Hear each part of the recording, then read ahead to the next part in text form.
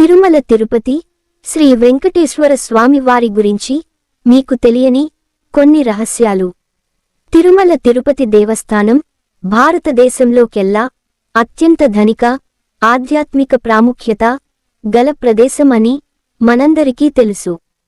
సాధారణంగా మనకు తెలిసిన వాస్తవాల కంటే మనకు తెలియని, అంతుచిక్కని రహస్యాలు ఎన్నో తిరుమలలో దాగి ఉన్నాయి. తిరుమల వెంకటేశ్వరునికి తల భాగంలో నిజమైన వెంట్రుకలు ఉన్నాయని, శ్రీవారిని పూజించే వస్తువులన్నీ స్థానికంగా లభించేవి కాదని, శ్రీవారి విగ్రహానికి చెమట పడుతుందనే ఎన్నో ఆసక్తికర విషయాలు తిరుమల వెళ్లే భక్తుల్లో చాలా మందికి తెలియదు. ఇలా తిరుమల గురించి చాలా మంది భక్తులకు, పర్యాటకులకు తెలియని మరెన్నో ఆసక్తికర విషయాలు గురించి ఇప్పుడు తెలుసుకుందాం. తిరుపతి బాలాజీ దేవాలయంలో ఆరాధనల కోసం ఉపయోగించే పువ్వులు, పాలు, వెన్న, పవిత్రమైన మూలికల ఆకులు తదితర ఎన్నో పదార్థాలను తిరుపతికి 22 కిలోమీటర్ల దూరంలో ఉన్న ఓ రహస్య గ్రామం నుంచి తీసుకువస్తారు. ఈ పూజలకు ప్రకృతి నుంచి అవసరమయ్యే ప్రతి సామాగ్రిని ఇక్కడి నుంచే తీసుకువెళ్తారు. తిరుమల గర్భగుడిలో శ్రీవారి విగ్రహం భక్తులకు గర్భగుడి మధ్యలో ఉన్నట్లు కనిపిస్తుంది. అయితే నిజానికి శ్రీవారి విగ్రహం గర్భగుడి మధ్యలో ఉండదు. గర్భగుడికి కుడివైపు మూలలో శ్రీవారి విగ్రహం ఉంటుంది. సరిగ్గా గమనిస్తే ఇది మీకు స్పష్టంగా తెలుస్తుంది. వెంకటేశ్వర స్వామి వారి విగ్రహానికి పట్టులాంటి మృదువైన, చిక్కులు లేని నిజమైన జుట్టు ఉంటుంది. దీని వెనుక ఒక ఆసక్తికరమైన కథ కూడా ఉంది. వెంకటేశ్వరుడు భూమిపై ఉన్న సమయంలో ఊహించని ప్రమాదంలో తన జుట్టులో కొంత భాగాన్ని కోల్పోతాడు. ఇది గమనించిన నీలదేవి అనే గాంధర్వ యువరాణి తన జుట్టులో కొంత భాగాన్ని కత్తిరించి శ్రీవారికి ఇస్తుంది. భక్తితో సమర్పించిన తన తలనీలాలను స్వీకరించాలని కోరుతుంది. ఆమె భక్తికి మెచ్చిన వెంకటేశ్వరుడు ఎవరైతే తనను దర్శించేందుకు వచ్చి తలనీలాలు సమర్పిస్తారో వారికి సదా తన అనుగ్రహం ఉంటుందని వరమిస్తాడు. అప్పటినుంచి తిరుమలకు వెళ్లే భక్తులు తమ కోరికలు తీరకముందు, తీరిన తరువాత స్వామివారికి తలనీలాలను సమర్పించడం ఆనవాయితీగా మారింది.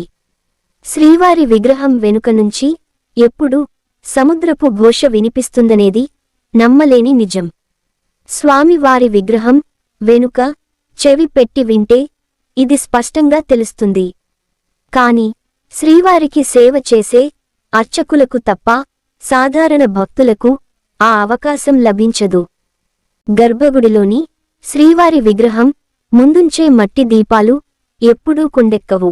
స్వామి దర్శనానికి వచ్చే భక్తుల యొక్క నిర్మలమైన హృదయానికి ఇవి ప్రతీకగా నిలుస్తుంటాయి. ఈ దీపాలను ఎప్పుడు ఎవరు వెలిగించారనే విషయాలు ఎవ్వరికీ తెలియవు. కొన్ని వేల సంవత్సరాల నుంచి కొండెక్కకుండా వెలుగుతున్న ఈ దీపాలు ఇప్పటికీ స్వామివారి ఎదుట కనిపిస్తాయి. చాలా కాలం క్రితం 19వ శతాబ్దంలో దారుణమైన నేరాలకు పాల్పడిన 12 మందికి ఈ ప్రాంతాన్ని పాలించిన రాజు మరణశిక్ష విధిస్తాడు. వారిని చనిపోయే వరకు ఉరి తీయాలని ఆదేశిస్తాడు. మరణానంతరం నేరగాళ్ల మృతదేహాలను తిరుమల దేవాలయం గోడలపై వేలాడదీస్తారు.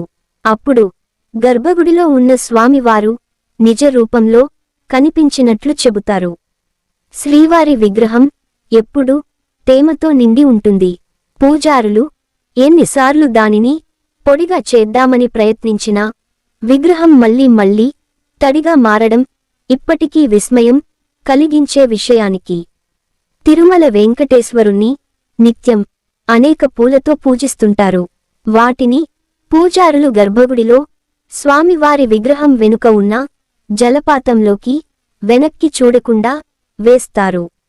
ఆశ్చర్యకరంగా ఆ పూలు తిరుపతికి 20 కిలోమీటర్ల దూరంలో ఉన్న వేర్పేడు శ్రీ కాళహస్తికి వెళ్లే దారిలో కనిపిస్తాయి.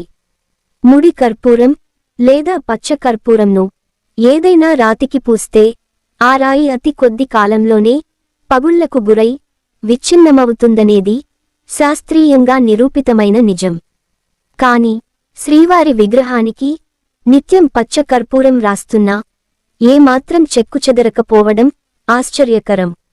దీన్ని బట్టి శ్రీవారి విగ్రహం భూమిపై ఎక్కడా లేని అరుదైన రాతితో ఏర్పడినట్లు భావిస్తారు. తిరుమల శ్రీవారి విగ్రహం రాతితో మలచబడినదే అయినా ఎప్పుడూ సజీవమైన జీవకళతో కనిపించడం విశేషం. స్వామివారి విగ్రహం ఎప్పుడూ 110 డిగ్రీల ఫారెన్హీట్తో వేడిగా ఉంటుంది. సముద్ర మట్టానికి 3000 అడుగుల ఎత్తులో ఉండడం వలన తిరుమల పరిసరాలన్నీ చల్లగా ఉంటాయి. కాని స్వామివారి విగ్రహం మాత్రం ఎప్పుడూ ఉష్ణం కారణంగా చెమటలు చిందిస్తుంది. అర్చకులు వాటిని పట్టు వస్త్రాలతో తుడుస్తుంటారు. పవిత్ర స్నానం సమయంలో శ్రీవారి ఆభరణాలు తీసినప్పుడు అర్చకులు ఈ వేడిని అనుభూతి చెందుతారు. శ్రీవారిని శనివారమే ఎందుకు ప్రత్యేకంగా పూజిస్తారో తెలుసా? కలియుగ ప్రత్యక్ష దైవం వెంకటేశ్వర స్వామి అని చాలా మంది ఆ శ్రీవారిని భక్తి శ్రద్ధలతో పూజిస్తారు. శనివారం మరింత ప్రత్యేకంగా కొలుస్తారు. ఉపవాసాలు, వ్రతాలు నిర్వహిస్తుంటారు. అయితే ఆ 7 కొండల వాడిని శనివారమే ఎందుకు ప్రత్యేకంగా పూజిస్తారో చాలామందికి తెలియదు. ఇప్పుడు ఆ విశేషం గురించి తెలుసుకుందాం. ఓంకారం ప్రభవించిన రోజు శనివారం. శ్రీనివాసుడిని భక్తి శ్రద్ధలతో పూజించే వాళ్లకు శనీశ్వరుడు పీడించనని మాట ఇచ్చిన రోజు శనివారం. వెంకటేశ్వర స్వామిని భక్తులు మొట్టమొదటిసారి దర్శించిన రోజు శనివారం.